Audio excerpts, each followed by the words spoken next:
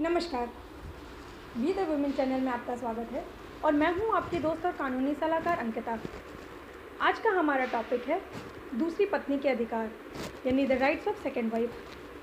पहले एक बात साफ साफ आप जान लीजिए कि हिंदू मैरिज एक्ट के तहत सेक्शन 11 यह कहता है कि अगर किसी भी व्यक्ति का कोई भी हस्बैंड या वाइफ, पति या पत्नी जिंदा है और उसके ज़िंदा रहते ही कोई व्यक्ति दूसरी शादी करता है तो वह शादी नल एंड वाइड होगी, यानी उस शादी को कानूनी रूप से कोई मान्यता नहीं प्राप्त है। साथ ही साथ आईपीसी सेक्शन 494 और 495 के तहत यानी दंड संहिता सेक्शन 494 और 495 के तहत यह एक दंडनीय अपराध भी है। परंतु इस प्रकार दूसरी शादी करने के सिर्फ दो कंडीशंस होती हैं। पहला कि तलाक हो चुका हो उस व्यक्ति का, यानी अगर पहले पति या पत्नी ज़िंदा है परंतु उन दोनों का आपस में तलाक हो चुका है तो आप दूसरी शादी कर सकते हो। या दूसरा कि किसी भी व्यक्ति के स्पाउस यानी जीवन साथी का पिछले 7 साल से कोई भी अता पता ना हो, यानी उसके बारे में कोई भी सूचना ना प्राप्त हो, यह ना पता हो कि वह व्यक्ति जीवित है या उसकी मृत्यु हो चुकी है, तो कानूनी रूप से यह मान लिया जाता है कि वह व्यक्ति की मृत्यु हो चुकी है और उसका जो स्पाउस यानी उसका जो जीवन साथी है वह दूसरी शादी कर सकता है। पर सुप्रीम कोर्ट ने रघुवीर वर्सेस सुनमुख प्रिया के केस में यह माना कि आज भी बहुत सारी ऐसी प्रथाएं हैं जहां दूसरी शादी की जाती है। साथ ही साथ कई बार ऐसा होता है कि किसी भी फैक्ट को कंसील करके, यानी इस फैक्ट को कंसील करके छिपा के कि किसी व्यक्ति की पहले भी शादी हो चुकी है, कुछ दूसरी शादियां हो जाती हैं। अब ऐसी स्थिति में जो दूसरी पत्नी है उसकी क्या क्या राइट्स कानूनी रूप से प्राप्त हैं, आज हम उसी के बारे में चर्चा करेंगे।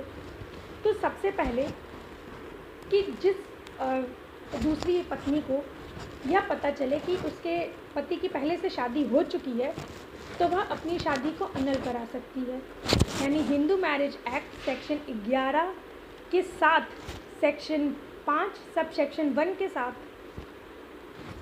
अंडर वह अपनी शादी को लोप करा सकती है। अनलमेंट के मतलब ऐसा माना जाएगा कि उसकी दूसरी शादी कभी हुई ही नहीं। दूसरा सेक्शन 13(2)(1) के अंदर वह डाइवोर्स के लिए भी अप्लाई कर सकती है, यानी वह अपने पति से तलाक ले सकती है। तीसरा, जैसा कि हम सब जानते हैं कि कानूनी रूप से मान्यता प्राप्त पत्नी को मेंटेनेंस का अधिकार होता है, तो क्या दूसरी पत्नी को भी मेंटेनेंस का अधिकार है? तो सेक्शन 24 हिंदू मैरिज एक्ट के तहत जब प्रोसीडिंग चल रही हो, यानी कि जब आपकी अनलमेंट या डाइवोर्स की प्रोसीडिंग कोर्ट में चल रही हो, तो उस वक्त भी आपको मेंटेनेंस यानी देखभाल की जो रकम पति के द्वारा पत्नी को दी जाती है उसको पाने का आपको अधिकार है। साथ ही साथ सेक्शन 25 हिंदू मैरिज एक्ट के तहत भी दूसरी पत्नी को मेंटेनेंस यानी देखभाल की रकम पाने का अधिकार है। राजेश बाई वर्सेस शांताबाई के केस में सुप्रीम कोर्ट ने हिंदू मैरिज एक्ट में मेंटेनेंस का जो क्लॉज है उसको इंटरप्रेट किया, यानी उसकी व्याख्या की, और व्याख्या करते हुए सुप्रीम कोर्ट ने ये कहा कि ऐसा कहीं भी नहीं लिखा है कि दूसरी यानी जो भी वॉइड मैरिज हैं, ऐसी शादियां जो कानूनी रूप से जिनको मान्यता नहीं प्राप्त है उसमें मेंटेनेंस नहीं दिया जा सकता।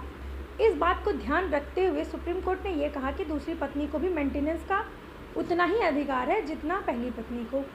साथ ही साथ मनीबाई वर्सेस मुकुंद राव के केस में सुप्रीम कोर्ट ने section 18 Hindu adoption and maintenance act के तहत दूसरी पत्नी को यह अधिकार दिए कि वह अपने पति से एक दूसरे घर यानी अलग रेजिडेंस की भी मांग कर सकती है।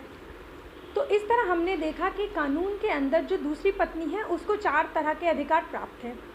पहला कि वह अपनी शादी को अनल करा सकती है, यानी वह अपनी शादी का लोप करा सकती है। दूसरा, वह तलाक ले सकती है। तीसरा, वह मेंटेनेंस या अपनी देखभाल की रकम मांग सकती है।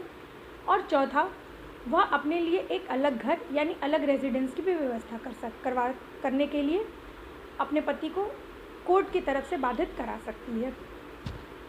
तो बेसिकली यह मेन 4 ऐसे राइट्स हैं जो सेकंड वाइफ को मिले हुए हैं। तब तक फिर मिलेंगे। हमारे चैनल को लाइक करिए, सब्सक्राइब करिए, शेयर करिए। तब तक धन्यवाद।